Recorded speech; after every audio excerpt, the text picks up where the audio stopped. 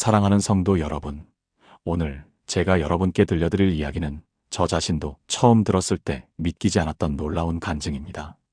52세 박미영 권사님은 20년 넘게 교회를 다녔지만 단 한 번도 하나님의 음성을 들어본 적이 없다고 고백했습니다. 새벽 기도도 빠지지 않고 성경 통독도 1년에 2번씩 하고 심지어 구역장까지 맡아서 열심히 섬겼는데도 말입니다. 그런데 어느 날 박 권사님은 자신의 삶에 뭔가 심각한 문제가 있다는 것을 깨달았습니다. 아침에 일어나면 제일 먼저 하는 일이 성경책을 펴는 게 아니라 스마트폰을 확인하는 것이었고, 기도 시간에도 머릿속은 온통 다른 생각들로 가득 차 있었습니다. 그러던 어느 날 박 권사님은 극단적인 결심을 했습니다. 자신의 삶을 가득 채우고 있던 7가지를 완전히 끊어내기로 한 것입니다. 가족들은 미쳤다고 했고, 주변 사람들은 너무 극단적이라고 만류했습니다. 하지만 박 권사님은 멈추지 않았습니다. 그리고 정확히 3일째 되는 날, 새벽 20년 신앙생활에서 단 한 번도 경험하지 못했던 일이 일어났습니다. 믿음의 가족 여러분, 오늘 저는 박 권사님의 삶을 180도 바꾼 그 7가지 단절이 무엇이었는지, 그리고 그 단절 이후 어떤 놀라운 일들이 일어났는지 여러분과 함께 나누고자 합니다. 사랑하는 성도 여러분, 오늘 제가 여러분께 전하고자 하는 이야기는 단순한 간증이 아닙니다. 이것은 우리 삶에서 하나님의 음성을 가로막는 장벽들을 제거했을 때 일어나는 놀라운 변화에 관한 이야기입니다. 2024년 12월 부산 해운대에 사시는 47세 이정훈 집사님이 저를 찾아오셨을 때 그분의 얼굴에는 깊은 고민의 흔적이 역력했습니다. 20년 넘게 신앙생활을 해왔지만 하나님의 음성을 들은 적이 없다는 그분의 고백은 제 마음을 무겁게 했습니다. 얼마나 많은 성도들이 같은 고민을 하고 계실까요? 이정훈 집사님은 매일 새벽 기도를 빠지지 않았고 주일 성수도 철저했으며 11조도 성실히 드렸습니다. 그런데 왜 하나님의 음성이 들리지 않았을까요? 문제는 그분의 신앙생활 자체가 아니라 그분의 삶 속에 자리 잡은 7가지 장벽 때문이었습니다. 하나님께서는 이사야 59장 2절에서 이렇게 말씀하십니다. 오직 너희 죄악이 너희와 너희 하나님 사이를 갈라놓았고 너희 죄가 그의 얼굴을 가리어서 너희에게서 듣지 않으시게 함이니라. 여기서 말하는 죄악은 단순히 도덕적 범죄만을 의미하지 않습니다. 그것은 우리와 하나님 사이의 관계를 방해하는 모든 것을 포함합니다. 첫 번째로 버려야 할 것은 바로 끊임없는 비교의식입니다. SNS 시대를 살아가는 우리는 하루에도 수십 번씩 다른 사람들의 삶과 자신을 비교합니다. 이정훈 집사님 역시 마찬가지였습니다.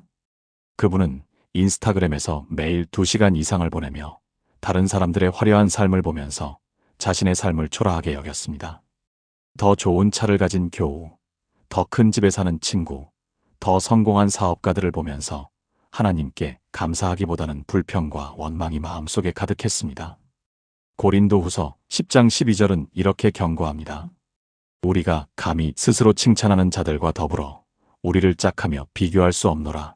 그들이 자기로서 자기를 헤아리고 자기로서 자기를 비교하니 지혜가 없도다. 믿음의 가족 여러분, 비교의식은 우리 영혼의 독과 같습니다. 그것은 우리가 하나님께서 각자에게 주신 고유한 계획과 축복을 보지 못하게 만듭니다. 서울 강남에 사시는 34세 김수진 자매님은 2025년 1월에 이 진리를 깨달았습니다. 그녀는 명문대를 졸업하고 대기업에 다니면서도 항상 불행했습니다. 왜냐하면 동창들 중에 더 높은 직급에 있는 사람들, 더 많은 연봉을 받는 사람들을 보면서 끊임없이 자신을 비교했기 때문입니다. 그런데 그녀가 모든 SNS를 삭제하고 비교하는 마음을 내려놓자 놀라운 일이 일어났습니다. 단 3일 만에 새벽 기도 중에 하나님의 음성을 선명하게 들었던 것입니다. 두 번째로 버려야 할 것은 과거에 대한 집착입니다. 많은 성도들이 과거의 실패, 상처, 후회에 사로잡혀 현재를 살지 못합니다. 이정훈 집사님도 10년 전 사업 실패의 기억에서 벗어나지 못했습니다. 그 일로 인해 가족들에게 고통을 주었다는 죄책감이 그를 짓눌렀고, 그는 자신이 하나님의 축복을 받을 자격이 없다고 생각했습니다. 하지만 빌립보서 3장 13-14절은 이렇게 말합니다. 형제들아, 나는 아직 내가 잡은 줄로 여기지 아니하고 오직 한 일, 즉 뒤에 있는 것은 잊어버리고 앞에 있는 것을 잡으려고 표대를 향하여 그리스도 예수 안에서 하나님이 위에서 부르신 부름의 상을 위하여 달려가노라. 대전에 거주하는 58세 최영숙 권사님의 간증은 이 말씀의 능력을 증명합니다. 그녀는 30년 전 낙태했던 일로 평생 죄책감에 시달렸습니다. 교회에서 아무리 봉사하고 헌금을 해도 그 죄책감은 사라지지 않았습니다. 그런데 2024년 11월 한 집회에서 과거를 내려놓으라는 말씀을 듣고 결단했습니다. 그녀는 그날 밤 하나님 앞에 무릎 꿇고 자신의 과거를 완전히 내려놓았습니다. 그리고 나흘째 되는 날 새벽 기도 중에 하나님께서 그녀에게 말씀하셨습니다. 딸아, 내가 너를 이미 용서했노라. 이젠 너도 너 자신을 용서하라. 그 음성을 듣는 순간 30년 동안 그녀를 짓누르던 무거운 짐이 벗겨지는 것을 느꼈다고 합니다. 믿음의 가족 여러분, 세 번째로 버려야 할 것은 세상적 성공에 대한 집착입니다. 우리는 흔히 하나님의 축복을 물질적 풍요, 사회적 지위, 세상적 성공으로 측정하려는 유혹에 빠집니다. 이정훈 집사님도 이런 함정에 빠져 있었습니다. 그는 사업이 번창하고 재정적으로 여유로워지는 것이 하나님의 축복이라고 믿었고 그것을 얻기 위해 기도했습니다. 하지만 마태복음 6장 33절은 명확합니다. 너희는 먼저 그의 나라와 그의 의를 구하라. 그리하면 이 모든 것을 너희에게 더하시리라. 하나님께서는 우리가 먼저 그분의 나라를 구할 때 우리에게 필요한 모든 것을 더해 주신다고 약속하셨습니다.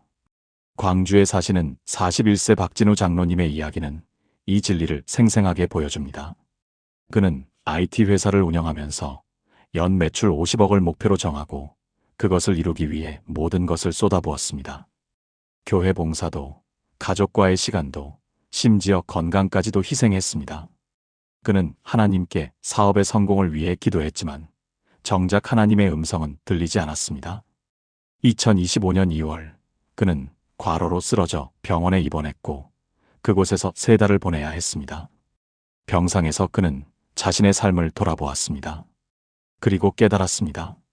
자신이 하나님의 나라가 아니라 자신의 왕국을 세우려고 했다는 것을 말입니다. 박진우 장로님은 퇴원 후 모든 것을 내려놓았습니다. 회사 경영을 전문 경영인에게 맡기고 자신은 교회 청년부 사역에 집중하기로 결단했습니다. 처음에는 두려웠습니다. 사업이 망하면 어떡하나, 직원들 월급은 어떻게 주나 하는 걱정이 밀려왔습니다. 하지만 그는 하나님을 신뢰하기로 했습니다.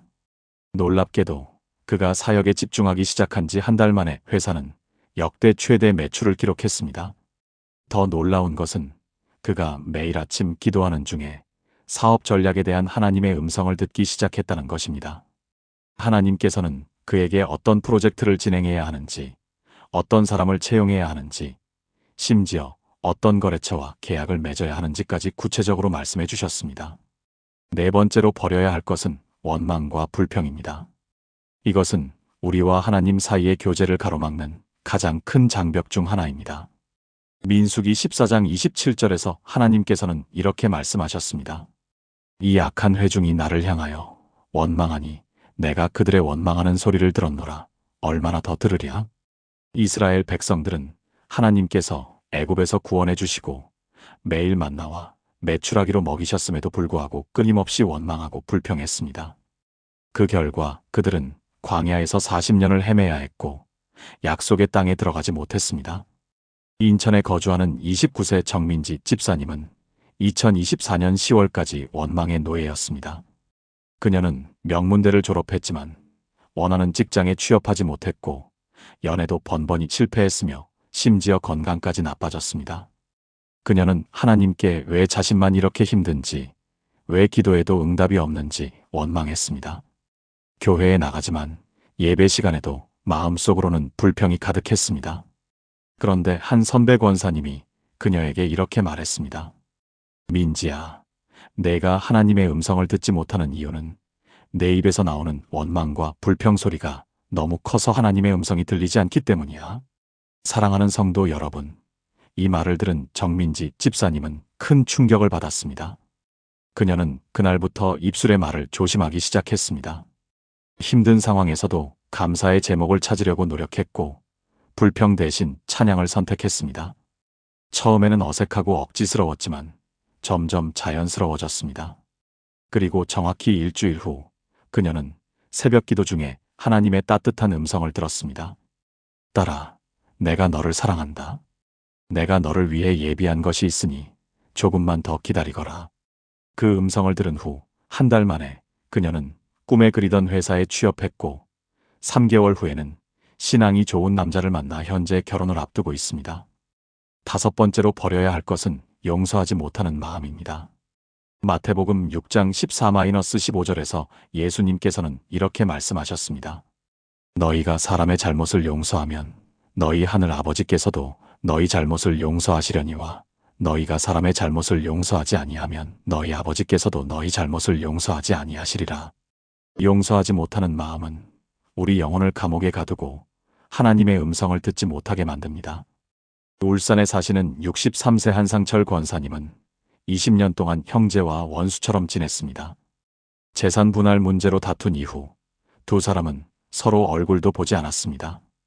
믿음의 가족 여러분, 한상철 권사님은 교회에서 직분을 맡고 열심히 봉사했지만 마음 한구석에는 항상 형제에 대한 미움이 자리 잡고 있었습니다.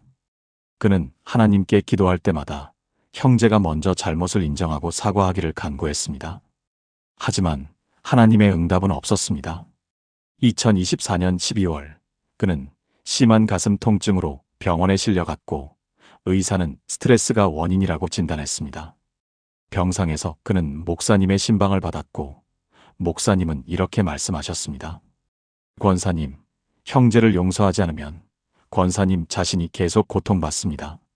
용서는 상대를 위한 것이 아니라 바로 권사님 자신을 위한 것입니다. 그날 밤 한상철 권사님은 하나님 앞에 무릎을 꿇고 형제를 용서하기로 결단했습니다. 쉽지 않았습니다. 20년 동안 쌓인 미움과 원망이 한순간에 사라지지는 않았습니다. 하지만 그는 날마다 형제를 위해 축복 기도를 드렸습니다. 하나님, 제 형을 축복해 주세요. 형의 사업이 잘 되게 하시고 형의 가정에 평안을 주세요. 처음에는 입으로만 하는 기도였지만 시간이 지나면서 마음에서 우러나는 기도가 되었습니다. 그리고 정확히 사흘째 되는 날 새벽 하나님께서 그에게 말씀하셨습니다. 아들아, 내가 형을 용서한 것처럼 나도 너를 용서하노라. 이제 가서 형과 화해하라. 그는 그날 아침 바로 형을 찾아갔고 두 형제는 눈물로 화해했습니다. 놀랍게도 그날 이후 그의 가슴 통증도 완전히 사라졌습니다. 여섯 번째로 버려야 할 것은 자기 의에 대한 집착입니다. 누가복음 18장 9절부터 14절까지 바리새인과 세리의 비유를 기억하십니까? 바리새인은 성전에 서서 이렇게 기도했습니다.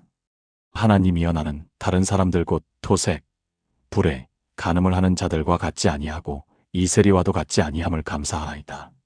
그는 자신의 의로움을 자랑했지만 하나님께서는 그의 기도를 들으시지 않았습니다. 반면 세리는 멀리 서서 감히 눈을 들어 하늘을 우러러보지도 못하고 가슴을 치며 말했습니다. 하나님이여, 불쌍히 여기소서. 나는 죄인이로소이다. 예수님께서는 의롭다 하심을 받고 집으로 돌아간 사람은 세리라고 말씀하셨습니다. 사랑하는 성도 여러분, 제주도에 사시는 55세 송은의 권사님은 30년 신앙생활 동안 한 번도 주일 예배를 빠진 적이 없었고 새벽 기도도 거의 매일 참석했으며 11조는 물론 각종 헌금도 성실하게 드렸습니다. 그녀는 자신이 다른 신자들보다 더 열심히 신앙생활을 한다고 생각했고 은연중에 다른 사람들을 판단했습니다. 주일에 늦게 오는 사람들, 헌금을 적게 내는 사람들, 봉사에 소극적인 사람들을 보면서 마음속으로 비판했습니다.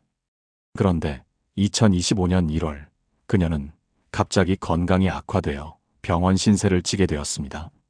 석 달 동안 병원에 입원하면서 그녀는 교회에 나갈 수 없었고 새벽 기도도 드릴 수 없었으며 헌금도 제대로 드릴 수 없었습니다. 처음에 송은의 권사님은 자신이 하나님께 버림받은 것이 아닌가 두려워했습니다. 자신의 모든 의로움이 무너진 것 같았습니다. 하지만 바로 그때 하나님께서는 그녀에게 중요한 진리를 깨닫게 하셨습니다. 하나님께서 그녀를 사랑하시는 이유는 그녀가 열심히 교회에 나오고 헌금을 많이 내고 봉사를 많이 해서가 아니라는 것입니다. 하나님께서는 그저 그녀를 사랑하셨고 그녀가 아무것도 하지 못할 때도 여전히 사랑하신다는 것을 깨달았습니다. 로마서 3장 23-24절 말씀처럼 모든 사람이 죄를 범하였음에 하나님의 영광에 이르지 못하더니 그리스도 예수 안에 있는 속량으로 말미암아 하나님의 은혜로 값없이 의롭다 하심을 얻은 자 되었느니라. 그녀가 이 진리를 깨닫고 자기 의를 내려놓았을 때 병상에서 하나님의 음성을 선명하게 들을 수 있었습니다. 마지막 7번째로 버려야 할 것은 두려움입니다. 디모데후서 1장 7절은 이렇게 선포합니다. 하나님이 우리에게 주신 것은 두려워하는 마음이 아니요 오직 능력과 사랑과 절제하는 마음이니라. 두려움은 믿음의 반대편에 있습니다. 두려움은 우리가 하나님의 음성을 듣지 못하게 하고 하나님의 인도하심을 따르지 못하게 만듭니다.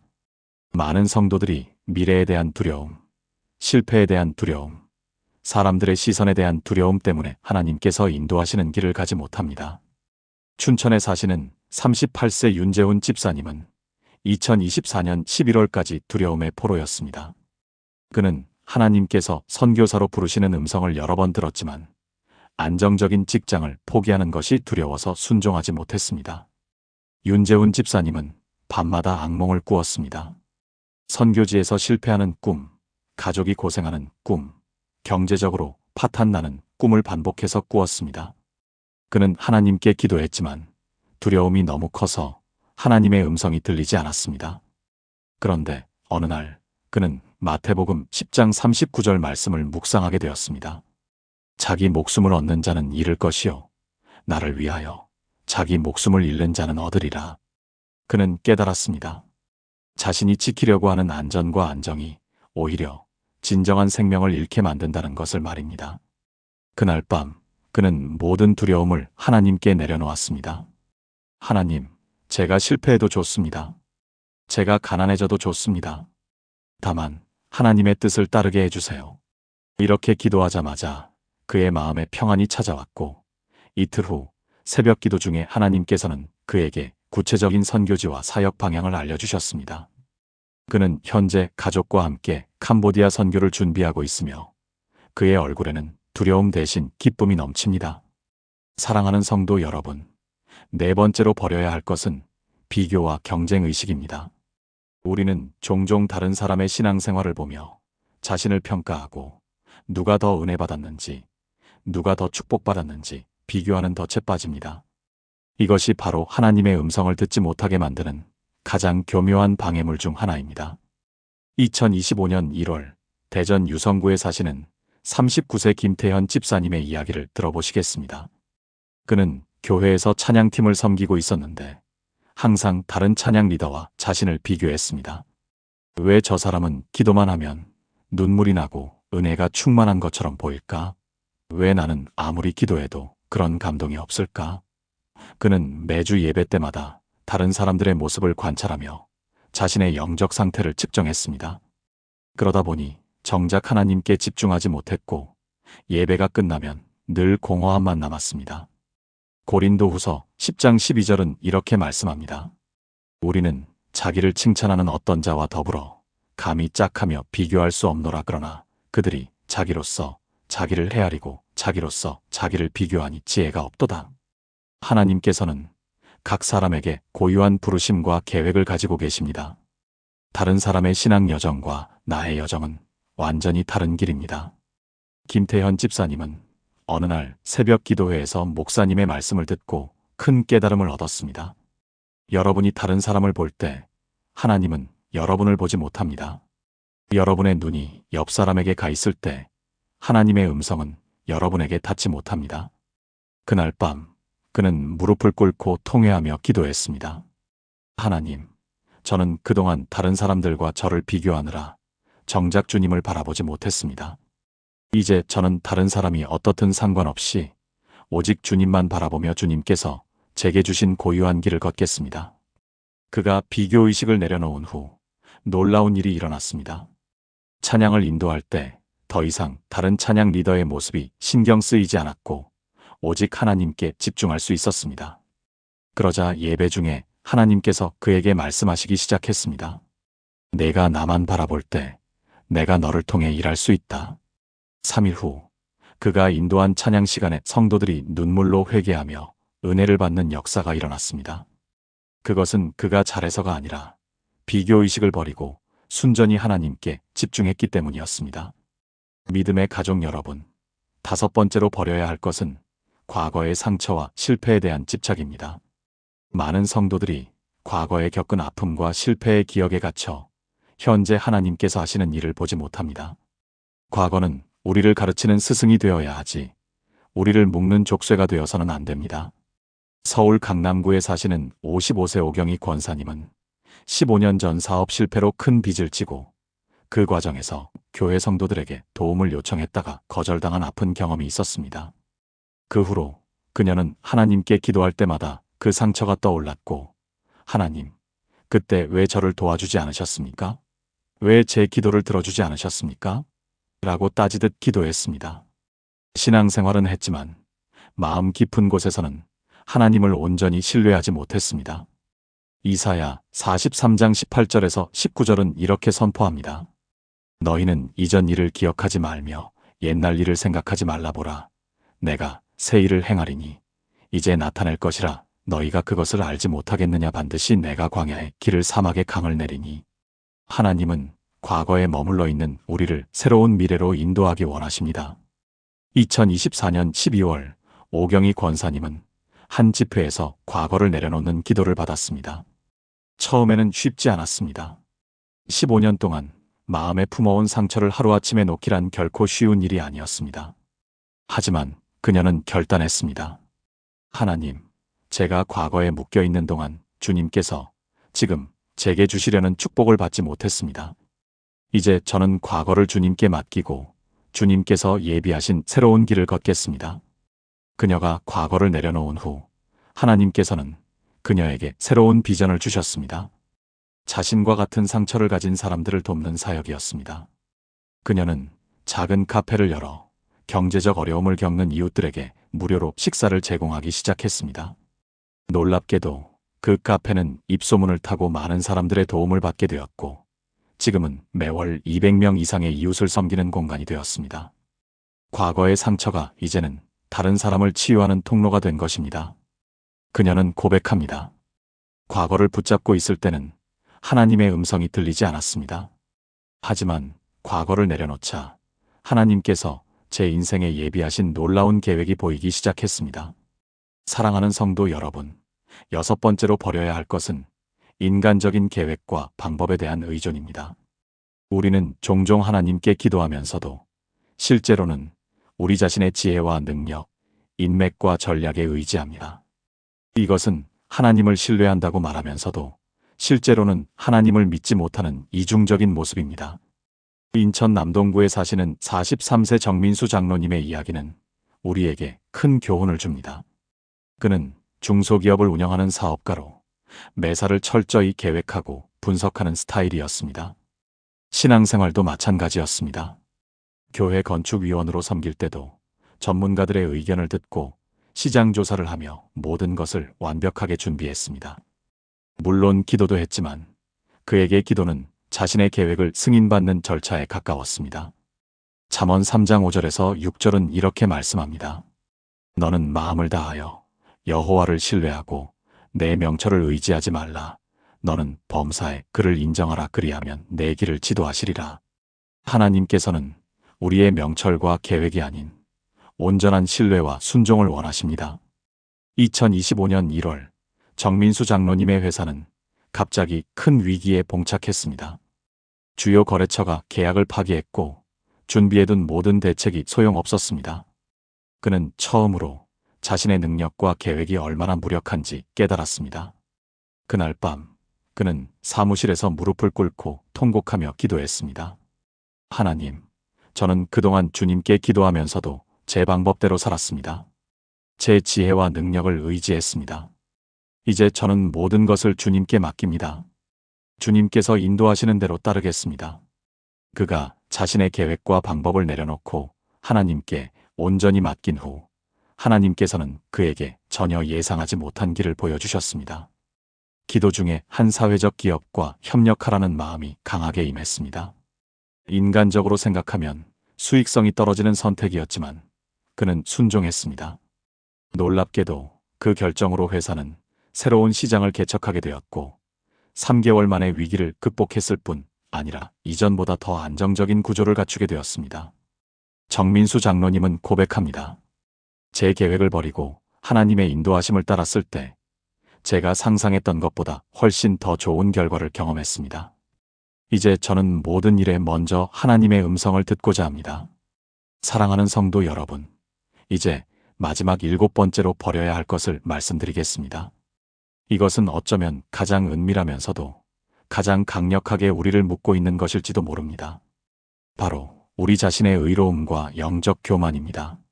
우리는 오랜 신앙생활을 하면서 성경을 많이 읽고 기도를 오래 하고 봉사를 많이 하면서 어느새 스스로를 의롭다고 여기게 됩니다. 나는 저 사람들과는 다르다는 생각, 나는 이 정도는 해냈다는 자부심, 내 신앙의 깊이를 아무도 이해하지 못한다는 고립된 우월감이 우리 마음 깊숙이 자리 잡습니다. 그리고 이것이 바로 하나님의 음성을 듣지 못하게 만드는 가장 두꺼운 장벽이 됩니다. 누가복음 18장에 나오는 바리새인의 기도를 기억하십니까? 하나님이여, 나는 다른 사람들 곧 토색, 불에, 간음을 하는 자들과 같지 아니하고 이 세리와도 같지 아니함을 감사하나이다. 나는 일에 2번씩 금식하고 또 소득의 11조를 드리나이다.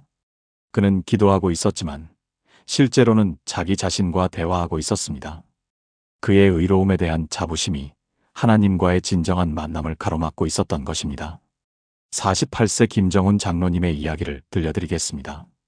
그는 교회 설립 때부터 함께한 개척 멤버였고 20년 넘게 장로로 섬기며 새벽 기도를 단 하루도 빠지지 않았습니다.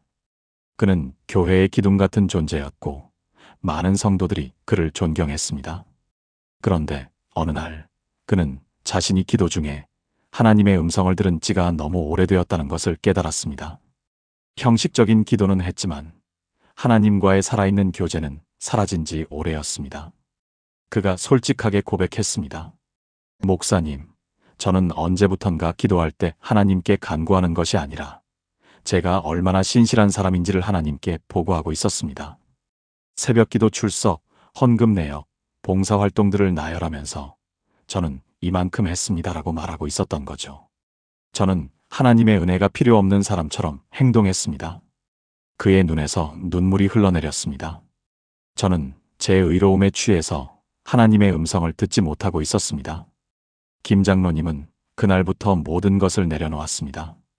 자신의 오랜 신앙 경력도, 교회에서의 지위도, 남들에게 인정받는 영적 성숙함도 모두 내려놓았습니다. 그리고 마치 처음 예수님을 만난 초신자처럼 텅 빈 마음으로 하나님 앞에 나아갔습니다. 하나님, 저는 아무것도 아닙니다. 제 의로움은 더러운 옷과 같습니다. 오직 주님의 은혜만 필요합니다라고 울며 기도했습니다. 그리고 놀라운 일이 일어났습니다. 3일째 되는 새벽, 그는 20년 만에 처음으로 하나님의 음성을 분명하게 들었습니다. 내 아들아, 내가 드디어 내게로 돌아왔구나. 내가 이룬 것들이 아니라 너 자신을 내게 보여주었구나. 그 순간 김 장로님은 바닥에 엎드려 통곡했습니다. 그는 깨달았습니다. 지난 수십 년간 자신이 쌓아온 신앙의 업적들이 오히려 하나님과 자신 사이를 가로막는 장벽이 되어 있었다는 것을 말입니다. 믿음의 가족 여러분, 우리의 의로움, 우리의 신앙적 성취, 우리의 영적 자부심이 때로는 가장 위험한 우상이 됩니다. 왜냐하면 그것들은 나쁜 것이 아니기 때문입니다. 오히려 좋은 것이기 때문에 더 교묘하게 우리를 속입니다. 우리는 하나님을 섬긴다고 생각하면서 실제로는 우리 자신의 의로운 이미지를 섬기고 있을 수 있습니다. 세리의 기도를 다시 보십시오. 하나님이여, 불쌍히 여기소서, 나는 죄인이로소이다. 그는 아무것도 자랑할 것이 없었습니다. 그러나 바로 그가 의롭다 하심을 받고 집으로 돌아갔습니다. 왜입니까? 그는 텅 비어 있었기 때문입니다. 하나님의 은혜가 채워질 공간이 있었기 때문입니다. 사도 바울도 이렇게 고백했습니다. 내가 이전에 내게 유익하던 것을 그리스도를 위하여 다해로 여길 뿐더러 또한 모든 것을 해로 여김은 내 주 그리스도 예수를 아는 지식이 가장 고상하기 때문이라. 그의 학벌, 혈통, 신앙적 열심, 율법에 대한 의로움, 이 모든 것을 배설물처럼 여겼습니다. 왜입니까? 그것들이 그리스도를 아는 것을 방해했기 때문입니다. 여러분, 혹시 여러분도 오랜 신앙생활 속에서 쌓아온 무언가가 있지 않습니까? 나는 이만큼 해왔다는 자부심, 나는 저 사람들보다는 낫다는 비교의식, 내 신앙의 깊이는 남다르다는 교만함이 있지 않습니까? 그것이 바로 우리가 마지막으로 버려야 할 것입니다. 하나님의 음성은 교만한 자에게는 들리지 않습니다. 그러나 자신을 낮추고 자신의 의로움마저 내려놓고 오직 은혜만 구하는 자에게는 분명하게 들립니다. 김정훈 장로님이 그랬던 것처럼 우리도 모든 것을 내려놓고 하나님 앞에 텅 빈 그릇으로 나아가야 합니다. 이제 우리가 버려야 할 7가지를 모두 살펴보았습니다. 다른 사람들의 시선과 평가, 우리의 오래된 죄책감과 수치심, 세상적 성공에 대한 집착, 비교와 경쟁의식, 과거의 상처와 실패에 대한 집착, 인간적인 계획과 방법에 대한 의존, 그리고 마지막으로 우리 자신의 의로움과 영적 교만입니다. 이 7가지를 버릴 때 우리는 진정으로 자유로워집니다. 그리고 그 자유 가운데서 하나님의 음성이 분명하게 들리기 시작합니다. 3일 만에, 혹은 일주일 만에, 혹은 그보다 더 빨리 여러분은 이것이 하나님의 음성이구나 하고 깨닫게 될 것입니다. 그리고 여러분의 인생은 180도 바뀌기 시작할 것입니다. 사랑하는 하늘 아버지, 오늘 이 시간 우리를 돌아보게 하시니 감사합니다. 우리가 얼마나 많은 것들을 붙잡고 살아왔는지, 그것들이 얼마나 주님의 음성을 가로막고 있었는지 이제야 깨닫습니다. 주님, 우리가 다른 사람들의 시선과 평가에 매여 살았음을 고백합니다. 오래된 죄책감과 수치심에 갇혀 주님의 용서를 온전히 받지 못했음을 고백합니다. 세상적 성공을 주님의 축복보다 더 사랑했고 다른 사람과 비교하며 경쟁하는 마음으로 신앙생활을 해왔음을 고백합니다. 과거의 상처와 실패에 집착하여 주님께서 지금 하시는 일을 보지 못했고 주님을 의지한다 하면서도 인간적인 계획과 방법만 의지했습니다. 무엇보다도 주님, 우리 자신의 의로움과 영적 교만을 용서해 주옵소서. 우리가 쌓아온 신앙의 경력, 우리가 이룬 영적 성취들이 오히려 주님과의 친밀함을 가로막는 장벽이 되었음을 고백합니다. 이제 이 모든 것을 주님 앞에 내려놓습니다. 텅 빈 그릇으로 주님 앞에 나아갑니다. 오직 주님의 은혜만 필요합니다. 주님의 음성만 듣기 원합니다. 우리의 인생을 180도 바꾸어 주옵소서. 예수님의 이름으로 기도드립니다. 아멘. 사랑하는 성도 여러분, 오늘 우리는 함께 인생을 바꾸는 7가지 단절에 대해 살펴보았습니다. 이것은 단순히 무언가를 포기하는 것이 아닙니다. 오히려 진짜 자유를 얻기 위해, 하나님의 음성을 분명하게 듣기 위해, 우리 인생이 180도 바뀌는 축복을 경험하기 위해 반드시 거쳐야 할 과정입니다. 여러분은 이 메시지를 들으며 무엇을 느끼셨습니까? 혹시 나도 저렇구나, 내 안에도 저런 것들이 있구나 하고 깨닫게 되셨습니까? 그렇다면 그것이 바로 성령님의 음성입니다. 그 음성에 순종하십시오. 지금 이 순간 여러분이 붙잡고 있던 것들을 내려놓기로 결단하십시오. 제가 약속드립니다. 여러분이 이 7가지를 진심으로 버릴 때 3일 안에 혹은 일주일 안에 여러분은 지금껏 경험하지 못했던 하나님의 음성을 듣게 될 것입니다. 그것은 천둥소리 같은 음성일 수도 있고 조용하고 작은 음성일 수도 있습니다. 그러나 분명히 들릴 것입니다. 그리고 그 음성이 여러분의 인생을 완전히 바꾸어 놓을 것입니다. 오늘 이 메시지를 들으신 여러분이 축복받기를 간절히 기도합니다. 여러분의 삶에 일어날 놀라운 변화를 저는 믿습니다. 이 메시지가 여러분에게 도움이 되었다면 꼭 좋아요 버튼을 눌러주시고 구독과 알림 설정도 해주시기 바랍니다. 그리고 여러분의 가족, 친구, 사랑하는 사람들과 이 메시지를 나누어 주십시오. 그들도 여러분처럼 하나님의 음성을 듣고 인생이 바뀌는 축복을 경험하게 될 것입니다. 댓글로 여러분의 간증을 나누어 주십시오. 어떤 것을 버리기로 결단하셨는지, 혹은 이미 버린 후 어떤 변화를 경험하고 계신지 함께 나누어 주시면 감사하겠습니다. 여러분의 간증이 다른 분들에게 큰 힘과 용기가 될 것입니다. 믿음의 가족 여러분, 오늘 우리가 나눈 이야기를 잊지 마십시오. 그리고 지금 바로 실천하십시오. 미루지 마십시오. 오늘이 바로 여러분의 인생이 180도 바뀌기 시작하는 날입니다. 하나님께서 여러분의 삶 가운데 놀라운 일들을 행하실 것을 믿습니다. 하나님의 은혜와 평강이 여러분과 여러분의 가정 위에 충만하기를 축복합니다. 여러분 모두를 사랑합니다. 다음 영상에서 또 뵙겠습니다. 샬롬.